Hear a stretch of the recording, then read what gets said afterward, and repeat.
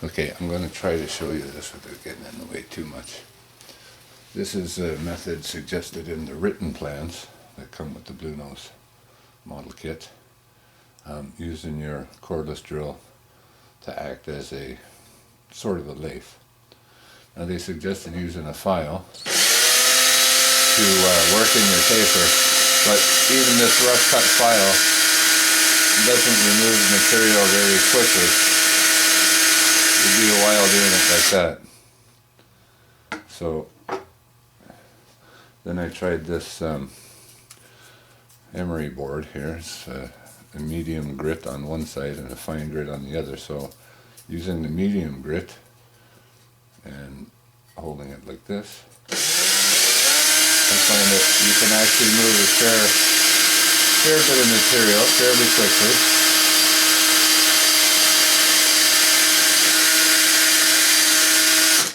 Or you can just use a piece of sandpaper like this. I find this more comfortable, easier to sort of apply pressure, and you can see that that's pretty effectively sanding in the paper quite quickly. So I think that's how I'm going to proceed with the rest of it.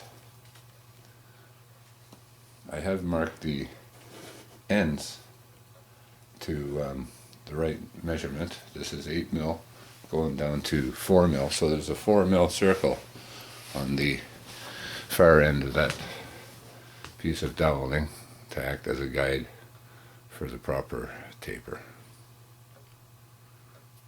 Pretty neat trick. It works pretty effectively, so that's the method I'm going to go with. I'm about 2/3 of the way through the first one.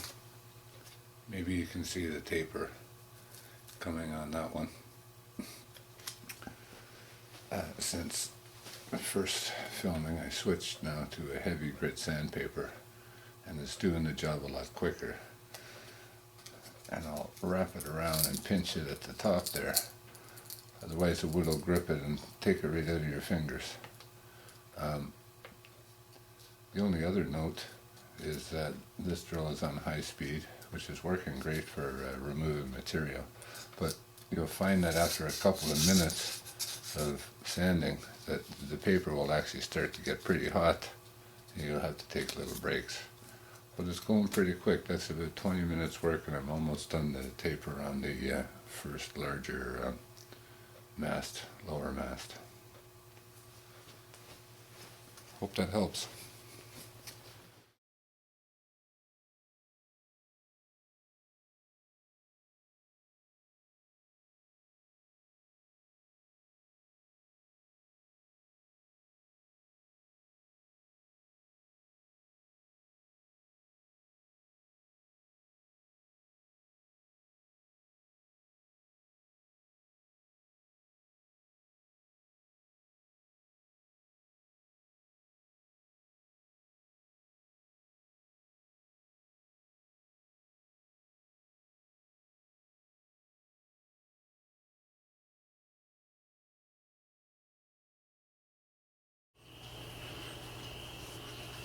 Alright, this is the last place that there's some light, so I'm going to try to do this here. The parts are small.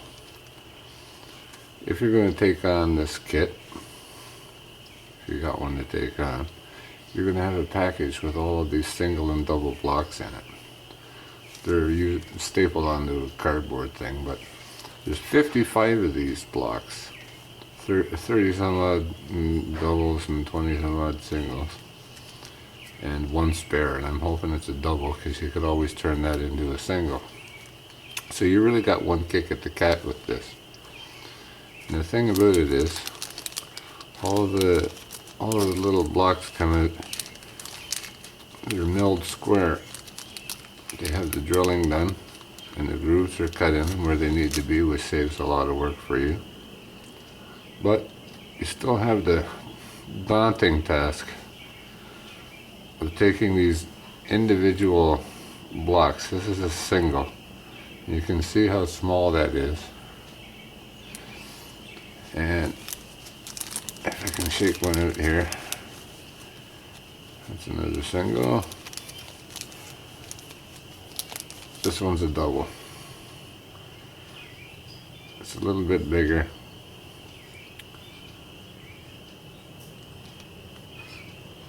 But you still have to make it an oval on the ends. So anyway, you can see how square edged this bunch is. But these are the 24 or so that I've been chasing around for a couple of days. In my spare time, I've been trying to do 2 or 3 here, 1 or 2 there. And these ones, you can see how flighty they are. These ones are all rounded. So I don't know how well the telephoto is going to pick them up, but let me just see if I can get a little closer sort of a shot of them. Yeah, that's the rounded bunch on the right. You can see how the double blocks, you know, are rounded end to end. And the singles, the single, are the same way, only, you know, half the size. And trying to make a oval out of those flat ends with them. Where's my oval? Look, yeah, and they have a little notch on the top and the bottom for wrapping the wire around. So those are the ones that have been sanded already, and this is what they look like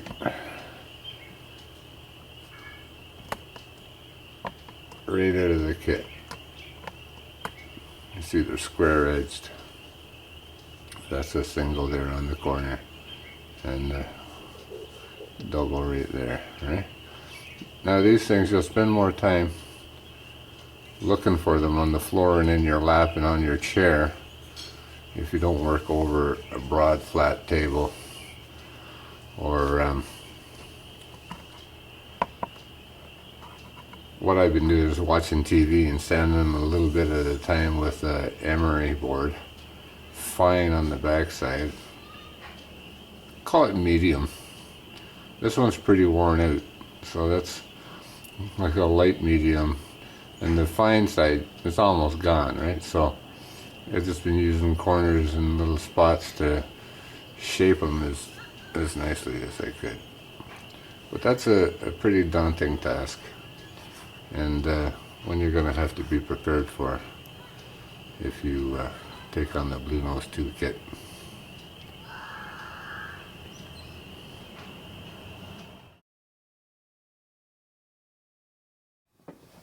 Alright, just an idea for varnishing some small parts. Just get my $2 paint can opener there.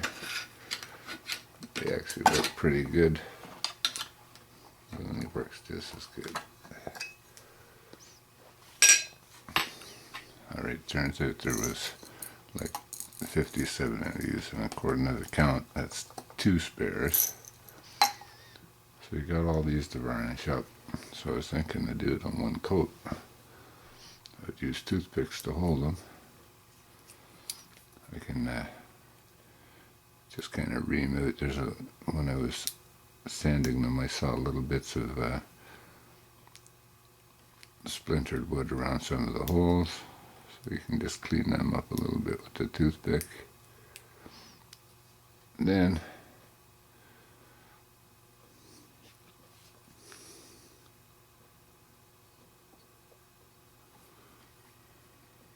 get one good coat of varnish on it.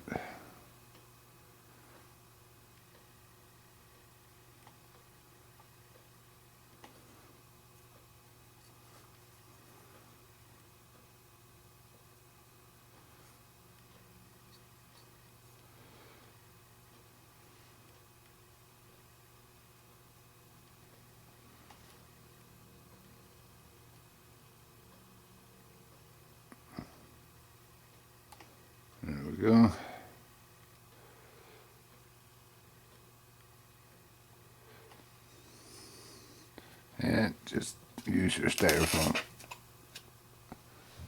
for spots for them to dry. So there you go, that's the quick tip. 56 more of them to clean up and varnish now.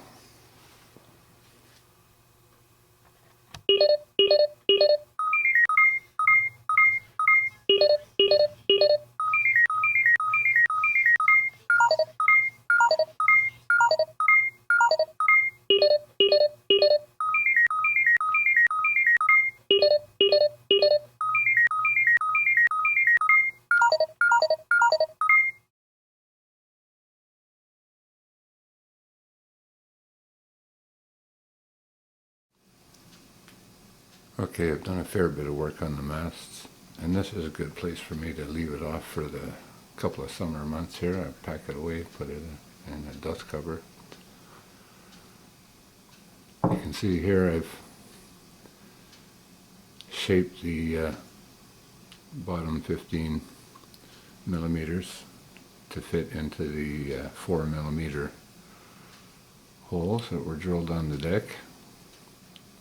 These wood rings, even at this 8 millimeter end, with a little bit loose fit, required a little extra glue to get them to stay in place.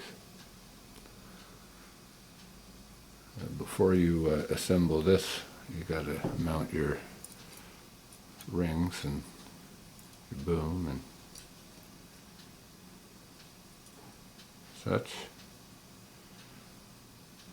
Now, just note that earlier you might have seen the little list I made of the lengths for each of these pieces.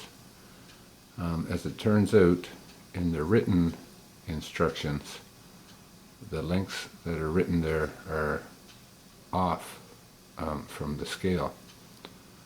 This is a 1/75th scale model, and the drawings are exact at 1/75th scale.